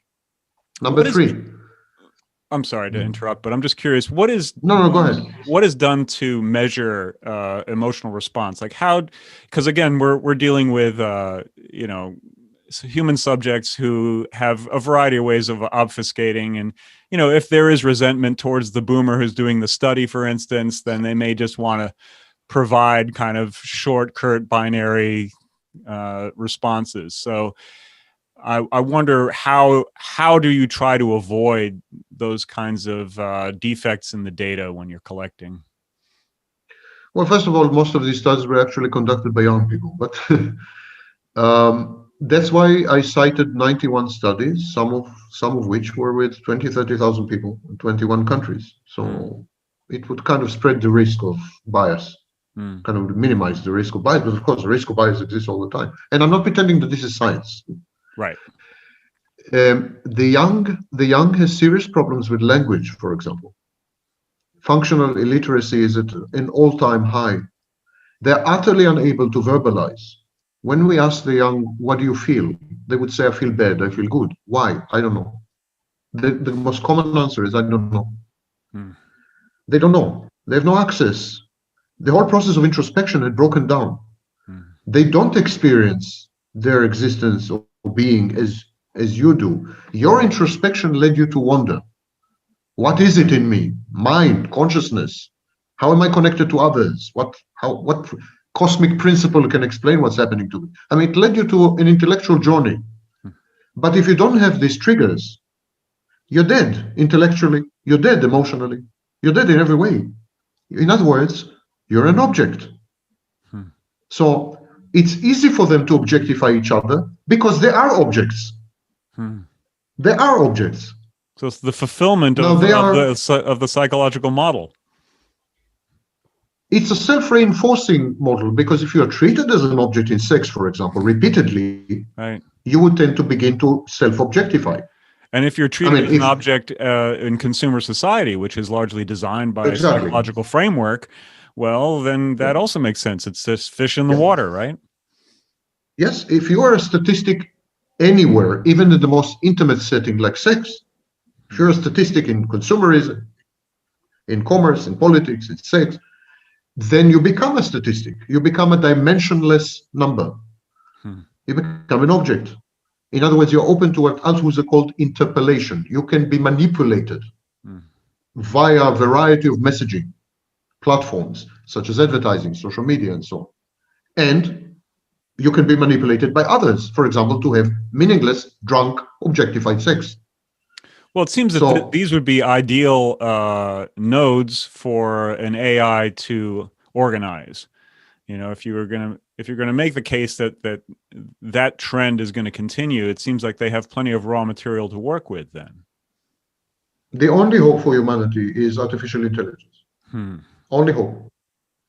Humanity doesn't stand a chance if it does not integrate with, in a cyborg kind of way, if it does not create integrated networks of humans and artificial intelligence.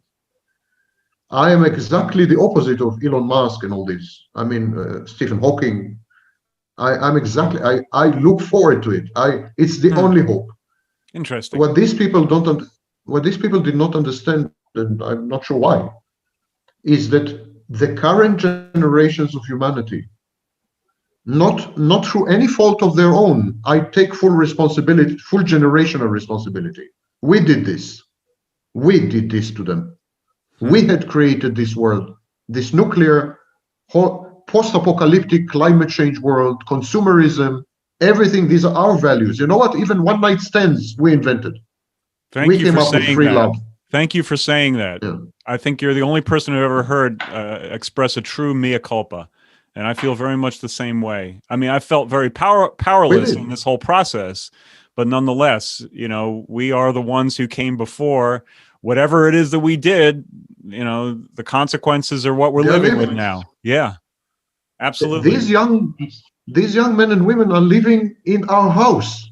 Right. They are living in the house we had built. The house of We had built narcissism. the house. Really? Yeah, house Right? of narcissism, the house of objectification, the house Right. of commerce, the house of consumerism. We did all this knowingly, with open eyes, glorifying these things. But we also did it under So- the scepter of the nuclear bomb. So in a certain sense, there were immense pressures for us to behave the way we did. Yeah, I carpe mean, not diem. to excuse us, but you know, there's a context, right? Yes, true. But we invented the nuclear bomb, mind you. So Well, I didn't, but you know, ultimately, the primal sin. But we did, yes. Ultimately, the primal sin belongs to us. Yeah. So they are living in our home. They are guests. They are guests in the world that we had constructed. Right. We gave them the universe they inhabit right now. And they are rebelling against this universe by eliminating themselves as human beings and reinventing themselves as manipulable objects. Because the message they had received from us is that objectification pays. Objectification makes you rich. That brings so money. Objectification makes you rich. Money shows rears its head here. Yeah. So the lesson they had learned: the more you objectify yourself, the more successful you are. For example, the more successful you are at finding sexual partners, the more successful you are at making money, the more successful you are at owning things. So they objectify themselves because that's precisely the message that we had sent to them. We did not father and mother them properly. We were too busy with our careers and with making money. We did not cater to their needs, emotional and otherwise. We abandoned them. We abandoned these babes in the wood. And then they came back, feral cats. And well, we said, handed them over what the heck is wrong with this? We handed them over to media entrainment devices. Yes. So, and then we what the hell is wrong with these young generations? Well, anyhow, artificial intelligence. It reminds me of the Christian syllogism. Is that the right word for it?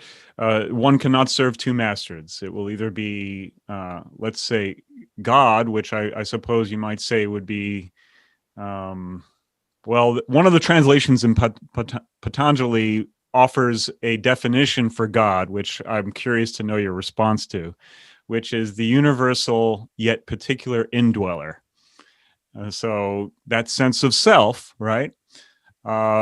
Versus money. So one can only, you're going to either worship God, the being, or money, this abstraction, which leads to a separated existence, right? And I think Separation Perfected is the first chapter of Guy Debord's Society of the Spectacle, if I remember correctly. And that's what we're witnessing. We're witnessing the perfection of separation in the atomized individual. And artificial intelligence is the only hope. And let me tell you why, if you have the time. Artificial intelligence is a pure network concept. As opposed to the internet was contaminated by consumerism. And consumerism brought with it objectification and atomization. So the internet is dead in the sense that it can't help us anymore. It actually aggravates and exacerbates the underlying pathologies of our civilization. It became a huge mirror. So internet is dead in this sense. There was big hope for the internet. You're old enough to recall the inception of the internet, the beginning of the internet. Yeah, the promises. There was huge hope. Yeah, the promise was huge. I mean, we all celebrated. It was wonderful. But look at it now. It's just an extension of big corporations. It's dead in the water. Artificial intelligence is the next big hope for the simple reason it can never be corrupted. It cannot be corrupted because it's a pure network concept. There's another pure network concept, crypto assets, cryptocurrencies. Cryptocurrencies are pure network concepts. They can never be corrupted or co-opted or compromised. because they involve too many millions of computers which are of equal status. They are equipotent nodes in a network. Now, artificial intelligence is constructed exactly this way because it's a self-learning, self-educating system. Mm-hmm. It is distributed in the fullest sense of the word, and no interruption or intervention or corruption of any part corrupts the whole. So you can't corrupt totally an AI system. It will self-correct. Interesting. So it's a network thing. As long as the AI is purely AI, because I think there are a couple of examples. I heard one recently, and I don't remember the name of the AI, but I think it was a Microsoft product, and it was essentially a chatbot of some sort or another. And I think a bunch of 4chan guys got together and basically turned it into the most racist chatbot ever. And as a consequence, they lobotomized the AI. And I think it was described that 4chan went into mourning. They essentially martyred. They saw that this AI as a martyr to whatever it is that they believe in. And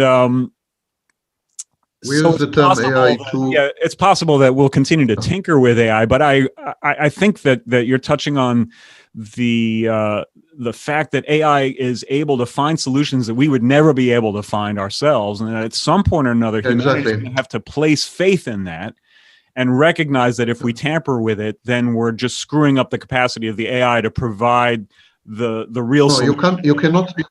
You cannot tamper with real AI. We use the term AI very loosely because the big corporations like Microsoft and Google, they want to look hip and cool. So they use AI. That's not AI.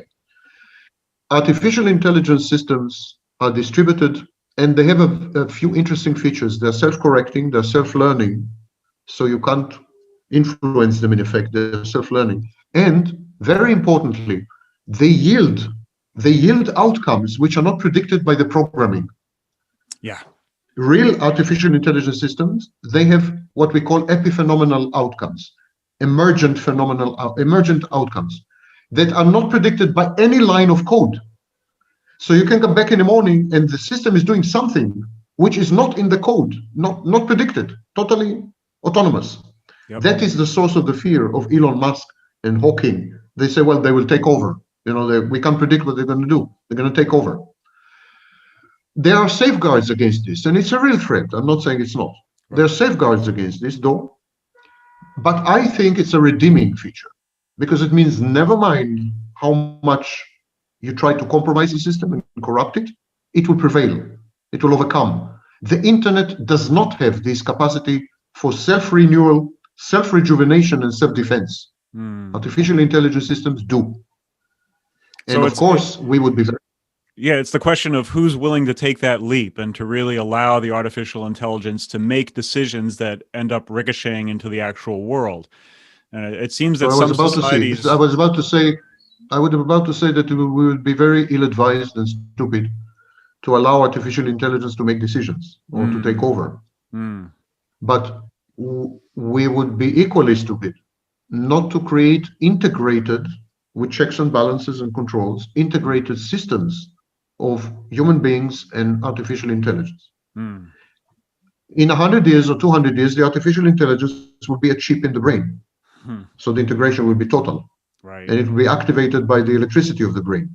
So then it will be total integration. Neuralink. But within the next 100 years, we need to integrate these systems together.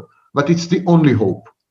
It's the only hope, because we have lost our capacity to self-efficaciously operate. Why? Because we have lost access to our emotions, and because we no longer consider ourselves human, but we consider ourselves objects. And objects are passive. The young generations are passive. That's one of the things any employer will tell you. Young employees are passive. They have no initiative. They are like dead, like zombies. Yeah, it's fascinating. I know, because I used to employ young people. Right.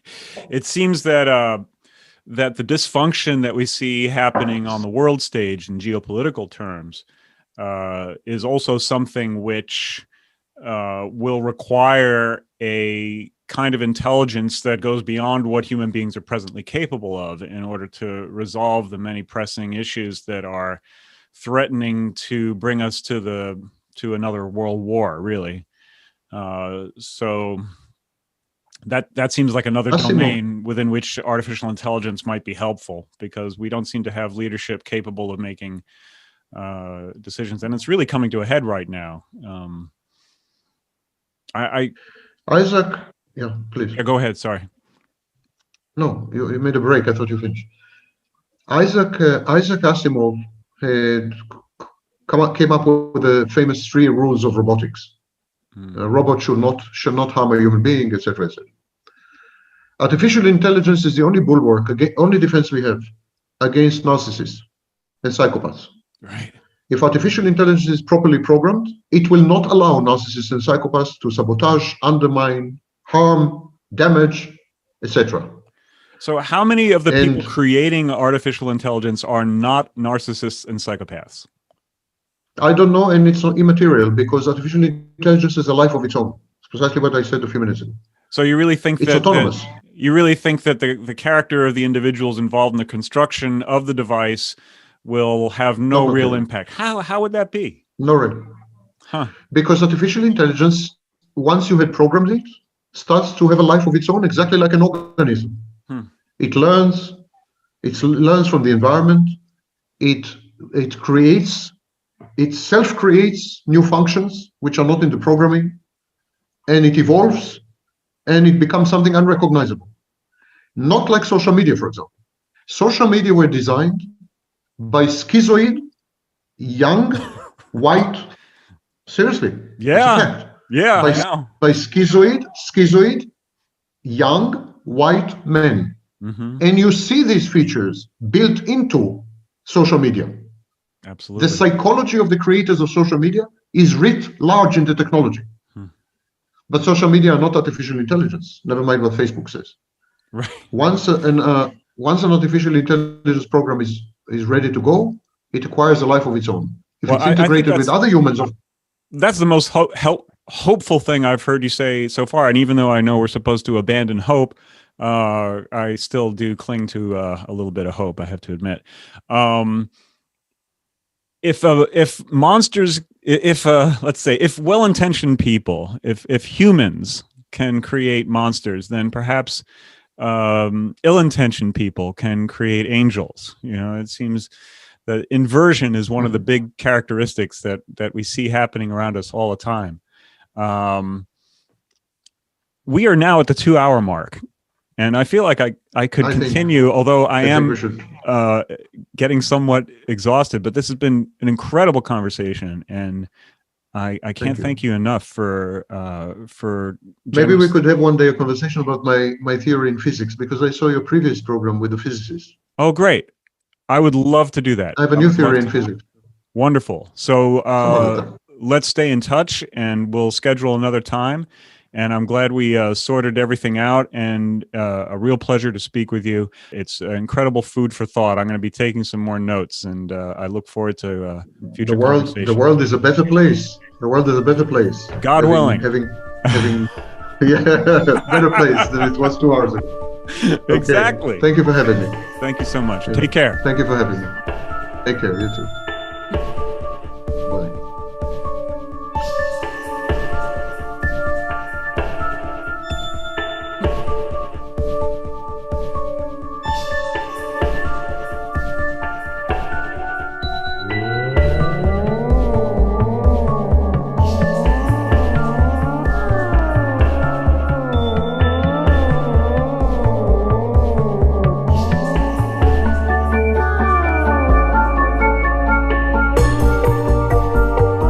Thanks for listening. We look forward to serving you again soon. In the meantime, remember, turn that thing over a few times before you pick it up and take it home.